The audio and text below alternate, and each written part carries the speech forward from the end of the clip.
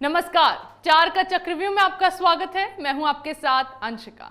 नेता हो या अपराधी, आतंकी हो या जिहादी, कौन किसके चक्रव्यूह में फंसा, इस शो में आपको विस्तार से बताएंगे। चक्रव्यूह में आज सबसे पहले बात सिंबल के चक्रकाल में फंसे उद्धव ठाकरे की, जिन्होंने अब कल्याण डोंबिवली के पार्षदों के शिंदे गुट में शामिल होने के बाद फिर से सुप्रीम कोर्ट का दरवाजा खटखटाया है और राज्यपाल भगत सिंह कोश्यारी के फैसले को चुनौती दी है।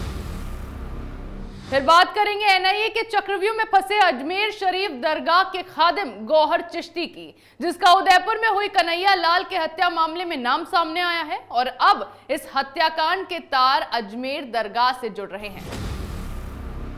चक्रव्यूह की तीसरी खबर में बात करेंगे काली विवाद के चक्रकाल में फंसी पीएफआई की, जिसने मां काली पर टीएमसी सांसद महुआ मोइत्रा के विवादित बयान का समर्थन करते हुए उन्हें बहादुर बताया है। चौथी और आखिरी खबर में बात करेंगे सुप्रीम कोर्ट के चक्रव्यूह में फंसे मोहम्मद जुबैर की, जिसे जमानत तो मिल गई है लेकिन अब भी वो जेल से बाहर नहीं आ पाएगा। चलिए शुरुआत करते हैं चक्रव्यूह की और सबसे पहले बात सिंबल को बचाए रखने की जद्दोजहद में लगे उद्धव ठाकरे की, जिनके ठाणे के 66 पार्षदों के बाद कल्याण डोंबिवली के 55 से ज्यादा पार्षदों ने बगावत कर शिंदे गुट का दामन थाम लिया है, जिसके बाद अब उद्धव ठाकरे की पार्टी का सिंबल तो दांव पर लगा ही है, साथ ही अब उद्धव की साख भी दांव पर लग चुकी है, क्योंकि बीएमसी चुनाव नजदीक है, जिसमें अब तक उद्धव ठाकरे की पार्टी शिवसेना की अच्छी खासी पकड़ है। लेकिन जिस तरह से उद्धव के पार्षद एक एक कर शिंदे के पाले में खिसक रहे हैं, उससे बीएमसी चुनाव में उद्धव ठाकरे गुट कमजोर पड़ता जा रहा है और बीजेपी और शिंदे का गठबंधन मजबूत होता दिखाई दे रहा है।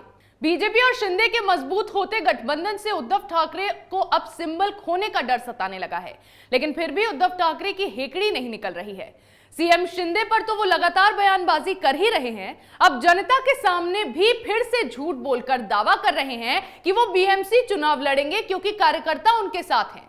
इसके अलावा उद्धव ये भी कह रहे हैं कि शिवसेना से धनुष बाण का चिन्ह कोई नहीं ले सकता।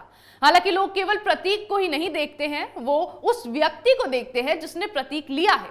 अरे अगर ऐसी ही बात है तो खुद उद्धव ठाकरे क्यों सिंबल को बचाने की लड़ाई लड़ रहे हैं?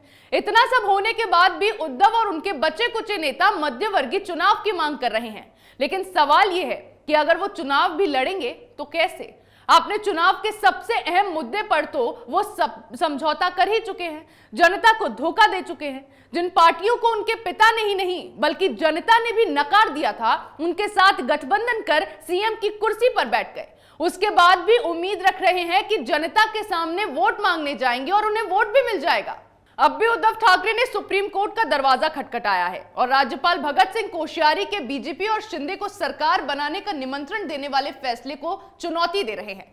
सीएम शिंदे के पदभार संभालने के बाद अब भी उद्धव ठाकरे फिर से सत्ता में आने के सपने देख रहे हैं, लेकिन अब उन्हीं के बागी विधायक गुलाब राव पाटिल ने भी यह साफ कर दिया है कि उद्धव के 12 सांसद भी शिंदे गुट में शामिल होने की तैयारी कर रहे हैं, जिसके बाद उद्धव ठाकरे को अपना सिंबल खोने का डर सताने लगा है।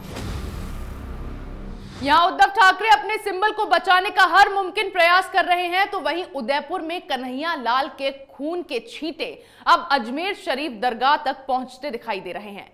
कुछ रिपोर्ट्स के मुताबिक अजमेर की ख्वाजा मोइनुद्दीन चिश्ती की दरगाह के खादिम गौहर चिश्ती से हथियारों के कनेक्शन सामने आए हैं।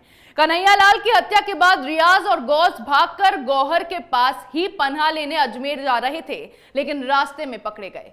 रिपोर्ट के अनुसार गौहर चिश्ती 17 जून को उदयपुर गया था। उदयपुर जाने से पहले चिश्ती ने अजमेर दरगाह के बाहर से ही सर तन से जुदा करने के भड़काऊ नारे लगवाए थे। वहां उसकी मोहम्मद रियाज से मुलाकात की बात भी कही जा रही है। दिलचस्प बात यह है कि इसी दिन रियाज ने वो वीडियो शूट किया था जिसमें नबी की शान में गुस्ताखी करने वालों का सिर काटने की बात कही गई थी और कन्हैया लाल की हत्या के बाद ये वीडियो भी सामने आया था। फिर 25 जून को गौहर चिश्ती के खिलाफ अजमेर पुलिस ने भड़काऊ नारे लगाने का मुकदमा दर्ज किया था। इसके बाद से वो फरार है। इसके अलावा एक चौंकाने वाली बात यह सामने आई है कि गौहर चिश्ती कट्टरपंथी इस्लामी संगठन पीएफआई का सक्रिय सदस्य भी बताया जा रहा है। कन्हैया लाल का हत्यारा रियाज अक्सर अजमेर आता जाता रहता था। यही उसकी मुलाकात गौहर से हुई। इस मुलाकात में अनवर हुसैन नाम के व्यक्ति ने मध्यस्थता की थी, जो फिलहाल राजस्थान एटीएस की हिरासत में है। अब सवाल यह है कि जिस तरह से एक के बाद एक मामले में पीएफआई की भूमिका सामने आ रही है, तो क्या पीएफआई देश में किसी बड़ी साजिश को अंजाम देने वाला है? अमन का पैगाम देने वाली अजमेर शरीफ दरगाह से जिस तरह भड़काऊ बयानबाजी की जा रही है, तो क्या उसके इस्तेमाल देश का माहौल खराब करने के लिए किया जा रहा है? क्या सलमान चिश्ती और सरवर चिश्ती भी पीएफआई के ही हुक्म पर इस तरह की भड़काऊ बयानबाजी कर रहे थे? क्योंकि पहले सलमान चिश्ती ने इस मामले में नुपुर की गर्दन काटकर लाने वाले को अपना घर और संपत्ति देने का ऐलान किया। फिर सरवर चिश्ती ने धमकी दी कि वो ऐसा आंदोलन करेंगे कि हिंदुस्तान हिल जाएगा। और अब कन्हैया लाल के हत्यारों का सीधा लिंक दरगाह के खादिम से जुड़ रहा है। गौहर चिश्ती ने जिस तरह की बयानबाजी की, उसके इतने दिन गुजरने के बाद अब जाकर जब इस चिश्ती का नाम कन्हैया लाल की हत्या में शामिल होने की बात सामने आई है, उसके बाद कानूनी नोटिस जारी कर उससे दरगाह परिसर का नारेबाजी में इस्तेमाल करने पर जवाब मांगा गया है। तो क्या कमेटी का भी इस नारेबाजी में कोई हाथ है? और जब ये सब हो रहा था तो राजस्थान में बैठी कांग्रेस की सरकार उसमें क्या कर रही थी? ये तमाम सवाल अब उठने लगे हैं और जवाब सीधे सीधे सरकार से मांगा जा रहा है कि हत्या की पूरी साजिश की गई। अजमेर दरगाह में सर तन से जुदा करने के भड़काऊ नारे लगाए गए, तो उस पर सरकार ने कोई एक्शन क्यों नहीं लिया? सीधे तौर पर कांग्रेस पार्टी केवल मुसलमानों को इंप्रेस कर तुष्टीकरण की राजनीति करने में लगी रहती है, जिससे उसका वोट बैंक सेफ रहे। एक तरफ तो कन्हैया लाल के कत्ल के तार अजमेर से जुड़े होने के साथ साथ पीएफआई से जुड़े होने की भी आशंका जताई जा रही है।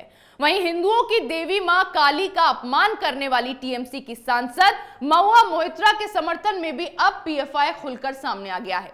रिपोर्ट्स के मुताबिक कट्टर इस्लामिक संगठन पॉपुलर फ्रंट ऑफ इंडिया ने महुआ मोहित्रा के बयान को सही ठहराते हुए उनका समर्थन किया है और सांसद को बहादुर बताया है, जिससे विवाद के और भी बढ़ने की आशंका जताई जा रही है। भारत का माहौल खराब करने वाली घटनाओं में लगातार पीएफआई की भूमिका सामने आ रही है और देश में शांति भंग करने का एक भी मौका पीएफआई नहीं छोड़ रहा है। हाल में अमरावती में हुई उमेश कोले की हत्या मामले में एनआईए ने पीएफआई के प्रदेश अध्यक्ष सोहेल पर शिकंजा कस उससे पूछताछ की। एनआईए को उमेश हत्या मामले में शक है कि उनके हत्यारे इरफान को कत्ल के लिए पैसे पीएफआई से मिले थे, जिसे बाकी आरोपियों को उमेश की हत्या के लिए दिए गए। ऐसे ही पैगंबर की टिप्पणी के मामले में पीएफआई लगातार मुसलमानों को बरगलाने का काम कर रहा है। पीएफआई की कुंडली खंगाली जाए तो उसमें हिंदुओं के लिए केवल नफरत ही मिलती है और उसी नफरत के तहत अब पीएफआई ने महुआ मोहित्रा का समर्थन भी कर दिया है। फिल्म काली के विवादित पोस्टर के बाहर आने के बाद मचे बवाल के बीच मोहित्रा ने बयान जारी किया था कि उनके लिए मां काली एक मांस खाने वाली और शराब पीने वाली देवी है। लेकिन इस मामले में पीएफआई की एंट्री से अब महुआ मोहित्रा की मुश्किलें बढ़ गई हैं, क्योंकि पहले ही काली के अपमान को लेकर उन पर बंगाल, भोपाल और दिल्ली समेत कई जगहों पर एफआईआर दर्ज करवाई जा चुकी है। इसके अलावा बीजेपी ने भी उनके खिलाफ मोर्चा खोला हुआ है और टीएमसी ने भी मोहित्रा के इस बयान से किनारा कर लिया है और उनका साथ छोड़ दिया है, जिससे वो पूरी तरह से अकेले होने के बाद भी धौंस जमा रही थी कि वो एफआईआर का सामना करेंगी।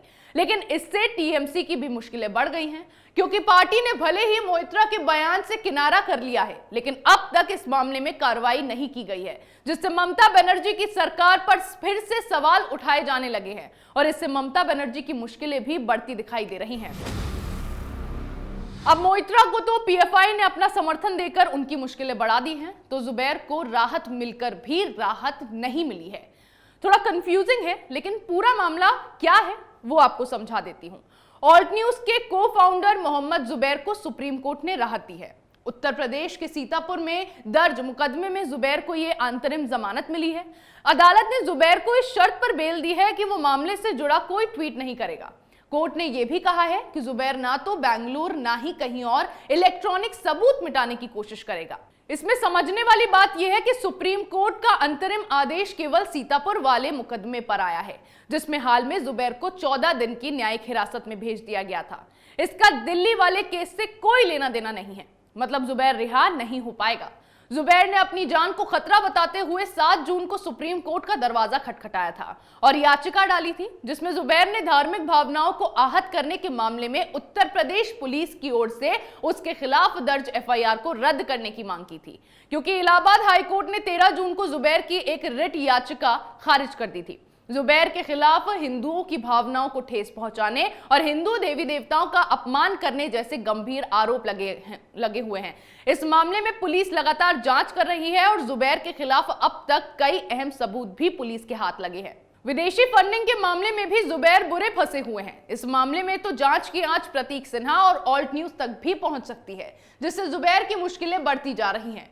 मामले में अभिव्यक्ति की दुहाई देते हुए जर्मनी ने भी जुबैर का समर्थन कर दिया है, लेकिन भारत ने जर्मनी को अपनी प्रतिक्रिया देने से पहले पूरा मामला पता कर लेने की नसीहत दी है। लेकिन जिस तरह से भले ही सुप्रीम कोर्ट की ओर से जुबैर को जमानत मिल गई है, उसकी मुश्किलें फिर भी कम नहीं हुई हैं और अब भी वो जेल में ही रहने वाला है।